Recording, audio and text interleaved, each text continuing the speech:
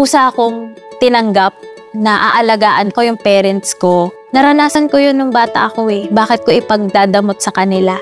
So, ako po si Bernalyn Piape, 24 years old, administrative assistant. Dream ko po talaga is abogada at maging business owner. Ngayon po, tumatanda na parents ko. Ako na yung breadwinner sa family namin. Sinakripisyo ko muna yung pagpasok sa law school.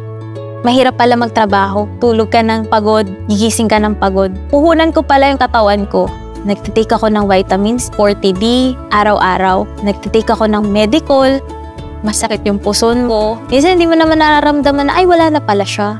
Para sa akin, ang alagang Unilab, ayun lagi kong maaasahan. Lagi kong kasangga sa kahit anong hamon. Sobrang masaya ako kapag nakikita ko yung parents ko, naalagaan ko sila. Hindi ko pinagsisisihan yung willing and able ako